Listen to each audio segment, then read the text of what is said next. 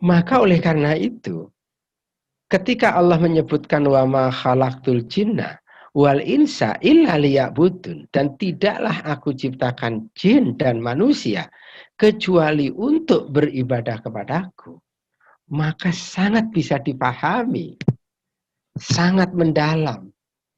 Kalau kemudian Pak Nasir itu mendefinisikan kata menyembah dengan definisi memusatkan penyembahan kepada Allah semata-mata dengan menjalani dan mengatur segala segi dan aspek kehidupan di dunia, lahir dan batin, sesuai dengan kehendak ilahi, baik sebagai orang perseorangan dalam hubungannya dengan Khalik ataupun sebagai anggota masyarakat dalam hubungannya dengan sesama manusia. Saya punya keyakinan Pak Nasir bisa mendefinisikan ini lantaran Pak Nasir membaca literatur. Kalau kemarin saya menyebutkan yang akrab sampai menjelang Pak Nasir wafat, sampai Pak Nasir wafat itu yang akrab 3 kitab tafsir. 1, tafsir yang ditulis oleh gurunya, yaitu Ustadz Ahmad Hasan, itulah tafsir Al-Furqan. Yang kedua, tafsir yang banyak mengulas dalam konteks pergerakan, itulah Dhilalil Quran, yang ditulis oleh Said Qutb, walaupun ada perbedaan apakah itu disebut tafsir atau bukan, gitu ya. Lepas dari soal itu, itulah yang dihadirkan oleh Said Qutb, tokoh pergerakan dari kalangan Ikhwanul Muslimin. Yang ketiga adalah tafsir Ibnu Katsir, lebih dengan model tafsir bil ma'thur, lebih pada penguatan-penguatan nas.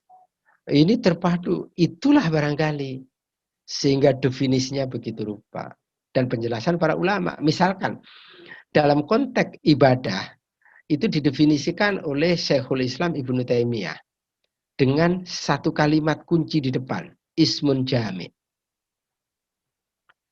Ibadah itu adalah sebuah nama yang mencakup segala sesuatu, ismun jami. Sesuatu apa? Ismun jami. Likulli ma yuhibbuhullahu wa yardah. Segala sesuatu yang bisa mendatangkan keridhaan Allah dan kecintaan Allah. Minal aqwal, baik dia berupa perkataan, wal af'al, maupun juga perbuatan. Az-zahirah wal batinah, nampak maupun tidak nampak. Itu ibadah. Maka oleh karena itu, makan itu ibadah. Harusnya begitu. Nampak betul konsep iman dan amal soleh dalam makan. Tidur itu ibadah. Nampak betul konsep iman dan amal soleh dalam aktivitas tidur. Dagang itu ibadah. Nampak betul konsep iman dan amal soleh dalam perdagangan. Jadi politisi duduk di Senayan itu ibadah. Dan harus nampak iman dan amal soleh dalam aktivitas perpolitikannya. Kau sekalian, ini karena waktu nampaknya tinggal beberapa menit, saya ingin sampaikan satu slide. Nah, sampai kira-kira di halaman 24, kita baru sekitar sampai halaman itu ya, sekitar halaman 24 ya, dalam pembahasan tujuan hidup. Pada akhirnya ada beberapa kalimat yang menarik di sini. Beliau menjelaskan hubungan fitrah, wahyu, risalah, dan dakwah. Kata beliau begini, fitrah adalah ciptaan ilahi. Sebagaimana wahyu adalah tuntunan ilahi. Guna keselamatan dan kemajuan pertumbuhan fitrah manusia. Nah, ini. Fitrah adalah ciptaan ilahi dari Allah. Sebagaimana wahyu adalah tuntunan ilahi. Guna keselamatan. Dan kemajuan wahyu itu untuk keselamatan, kemajuan, pertumbuhan fitrah manusia. Jadi kehadiran wahyu dan satu paket dengan itu diutus kepada kita adalah Rasul, itu nikmat besar, nikmat sangat besar sekali.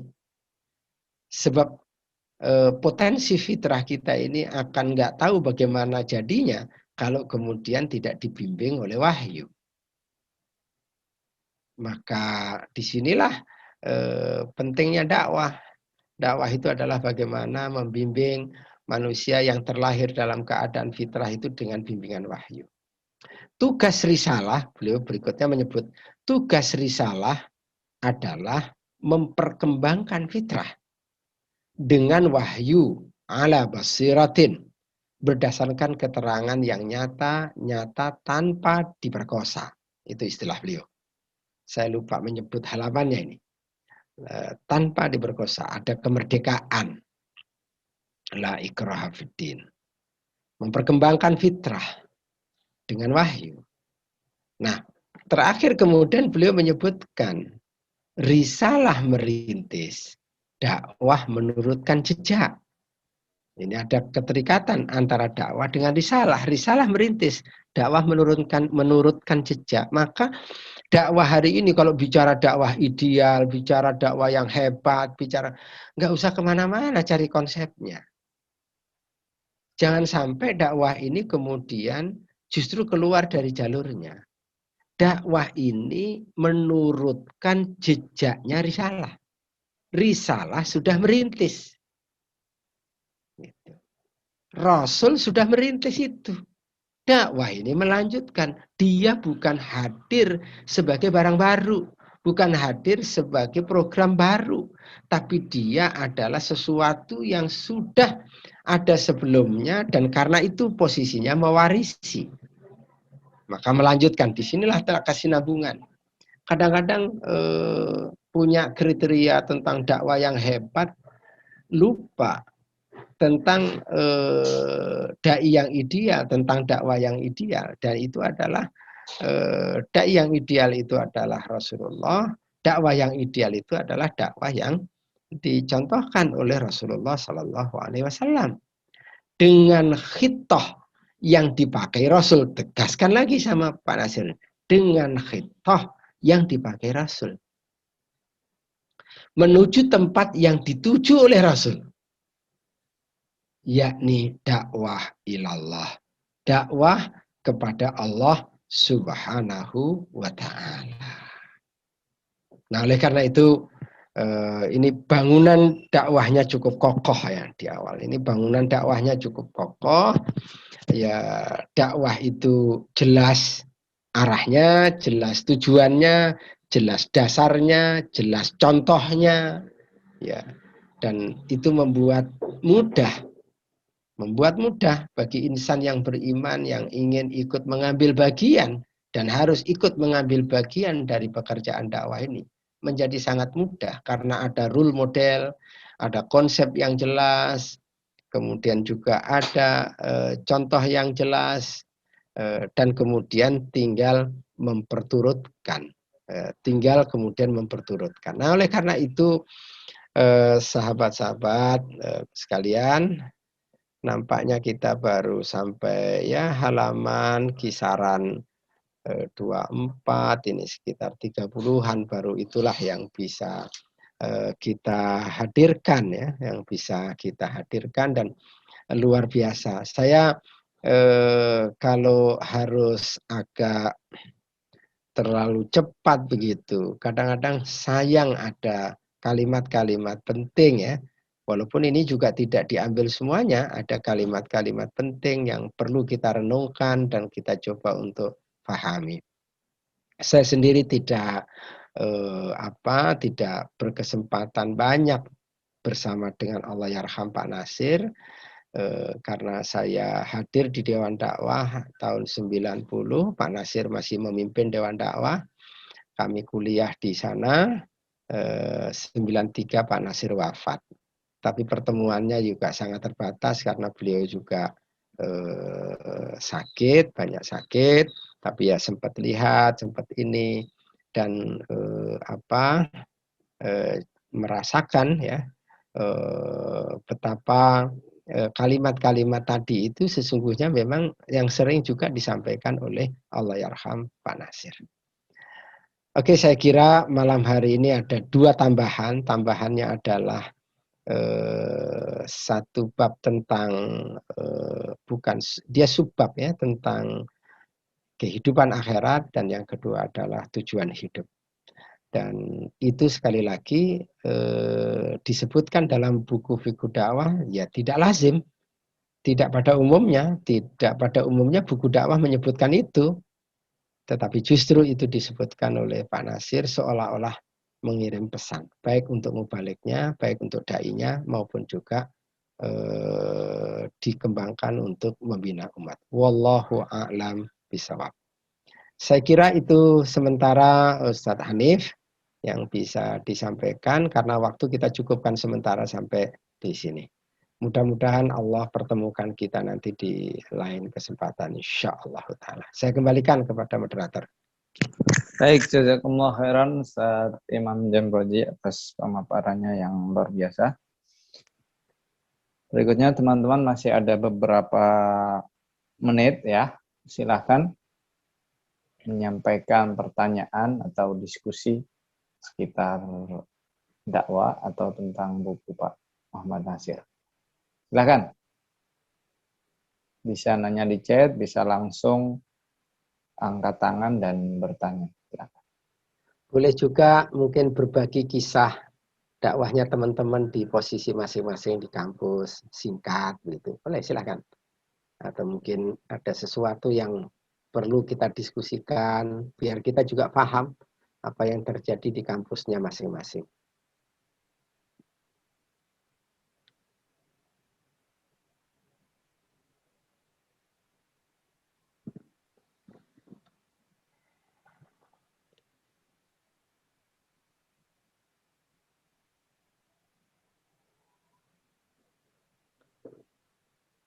Kalau belum, apa perlu dilanjutkan lagi, Ustaz Hanif? Atau kita tunggu dulu? Di sini sambil ini, nanti sambil Silahkan. kalau ada pertanyaan langsung di ini, Ustaz. Coba ini saya lihat di chat ini ya Pak. Suara, oh ya. Oke. Mau dilanjutkan dulu atau gimana? Silahkan kalau mau ada yang berbagi kisah, kelihatannya dialog juga seperti tadi sore bersama Ustadz Adian menarik juga, banyak maklumat ya, banyak. Silahkan. Baik, silakan teman-teman.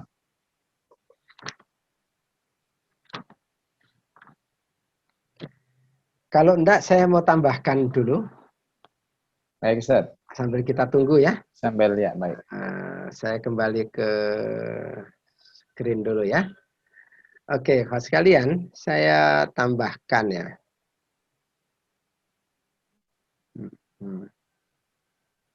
Ya. Ini kalau misalkan saya coba untuk lompat ya. Lompat ke halaman 99 nih. Sampai dengan halaman 295. Ini karena 2 kali pertemuan saya coba untuk lompat. Kalau kita perhatikan di sana, di halaman 99 itu, Pak Nasir baru bicara tentang wajibnya dakwah. Baru bicara tentang wajibnya dakwah. Jadi dakwah sebagai satu kewajiban yang dibebankan oleh syariat baru dibicarakan oleh beliau di halaman 99. Nah, biasanya pendekatan kewajiban itu didahulukan. Nah, ini yang menarik. Dalam susunan buku ini, kewajiban itu dibelakangkan. Yang didepankan, berkali saya menyebut ini, yang didepankan adalah kebutuhan dasar manusia. Seolah ingin menggugah di situ. Jadi dakwah itu kita bisa bicara sama Pak Lurah, kita bisa bicara sama Pak Bupati, Pak Gubernur, bahwa kampung ini merindukan dakwah loh. Jangankan orang beriman, orang kafir juga merindukan dakwah loh. Orang jahat juga merindukan dakwah. Apalagi nanti kalau ini dikaji ditambah banyak. Itu beberapa analisa. Sekurang-kurangnya ada 4 alasan selain yang tadi disebutkan oleh Pak Nasir dalam bukunya. Dakwah ini penting sekali. Harus tersentuh kemanusiaan, kebutuhan dasar manusia. Misalkan saya ambil contoh ya. Setiap manusia itu tidak ingin kampungnya diturunkan oleh Allah azab. Kalau memang tidak ingin masyarakatnya itu diturunkan azab, Pak Lurah juga tidak ingin kampungnya, masyarakatnya, wilayah kekuasaannya diturunkan azab. Begitu pula juga presiden juga tidak ingin negaranya itu Allah kirimkan azab. Pada saat kerinduan itu ada, jawabannya sebenarnya dakwah. Karena nanti di dalam ayat disebutkan Bani Israel itu dilaknat. Dilaknat oleh Allah Subhanahu wa taala melalui lisan Nabi Allah Daud dan Nabi Allah Isa. Itu disebabkan karena dia tidak mau membiarkan orang yang berbuat kemungkaran dan dia tidak berusaha untuk mencegahnya. Dengan kata lain tidak tegak dakwah. Jadi dakwah itu diperlukan. Nah ini poinnya ya, poinnya. Karena pembahasan tentang wajibnya dakwah itu nanti baru pada halaman 99. Yang diawali dua. Yang diawali dengan timbang terima dakwah. Dan itu sesungguhnya tertera wajib dakwah. Dan kemudian ayat yang terkait dengan mewajibkan dakwah. Jadi ayat-ayat yang terkait dengan mewajibkan dakwah. Ya. Nah, beliau menyebutkan terkait dengan timbang terima dakwah dan kemarin Ustadz Adian juga sudah menyinggung ini dan menyebutkan nanti Ustadz Imam yang akan menyampaikan itu. Nah, tadi saya coba untuk melacak terkait dengan timbang terima dakwah ini ya. Ini Pak Nasir punya kesimpulan tentang timbang terima dakwah itu berdasarkan khutbatul wada. Khutbah perpisahan Nabi pada tanggal 9 Zulhijjah di Padang Arafah. Nah, kalau kita telusuri ya, kalau di bukunya Pak Nasir itu dipotong-potong begitu sama beliau. Biar runut, biar enak untuk disajikan kelihatannya. Tidak dicantumkan dalam bentuk hadis lengkap. Nah, saya coba tadi mengecek ya. Ada 3 redaksi yang saya dapatkan. Satu redaksi yang diriwayatkan oleh Imam Al-Bukhari dan Imam Muslim dari Abu Bakrah radhiyallahu an. 2 hadis sahih yang diriwayatkan oleh Imam Ahmad. Dan kemudian yang ketiga hadis sahih yang diriwayatkan oleh Ibnu Khuzaimah dari sahabat Jabir bin Abdullah. Nah, redaksinya berbeda-beda. Tapi ini semuanya ada mengangkat tentang khutbatul wada yang dijadikan dasar oleh Pak Nasir dalam bukunya ini untuk menyebutkan terjadi timbang terima. Ada yang menimbangkan, ada yang menerima. Risalah menimbangkan, lalu kemudian dakwah ini menerima. Di antaranya adalah ini disebutkan di sini ini titik yang menjadi analisa atau titik yang menjadi dalil Pak Nasir adalah ini yang hadis yang diriwayatkan oleh sebentar ya. Hadis yang diriwayatkan oleh Imam Bukhari dan Imam Muslim. Saya mendahulukan dulu yang ini. Hadis yang diriwayatkan oleh Ibnu Khuzaimah. Di sini disebutkan panjang ini hadisnya. Kemudian disebutkan wa antum mas'uluna anni ma antum qailun.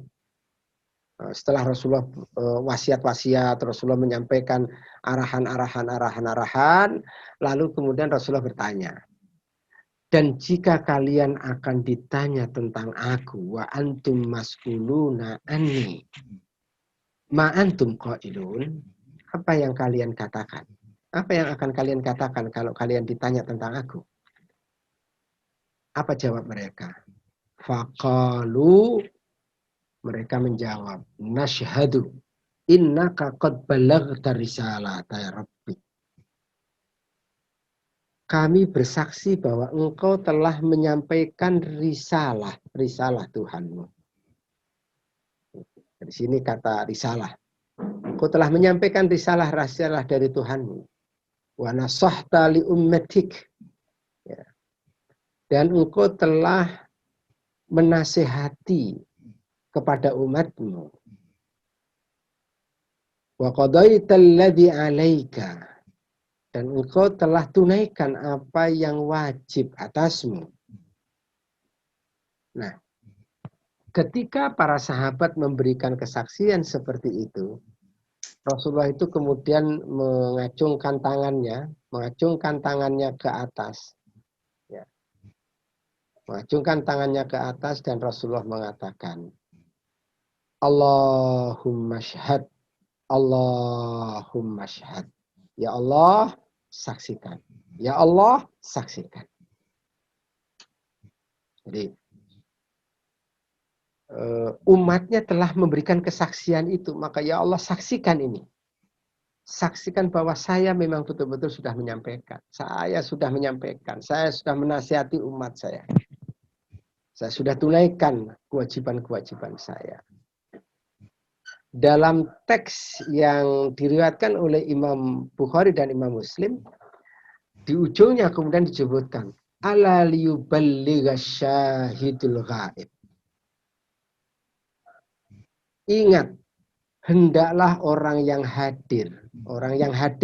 Hendaklah orang yang hadir itu menyampaikan kepada orang yang tidak hadir. Yang hadir pada waktu itu disebutkan dalam Sirah Nabawiyah, kitab Rahiqul Maktum, Syekh Sofir Rahman Al-Mubarakfuri, antara 124.000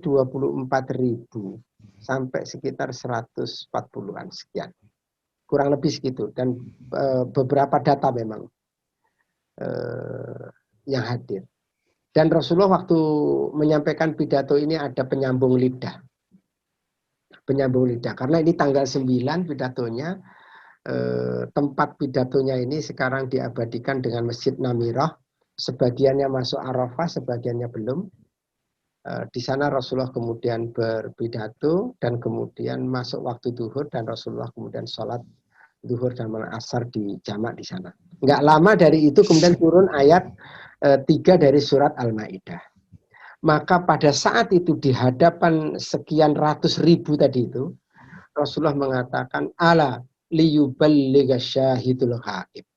Ingatlah, hendaklah orang yang hadir pada saat ini mesti menyampaikan kepada orang yang tidak hadir pada saat itu. Ini yang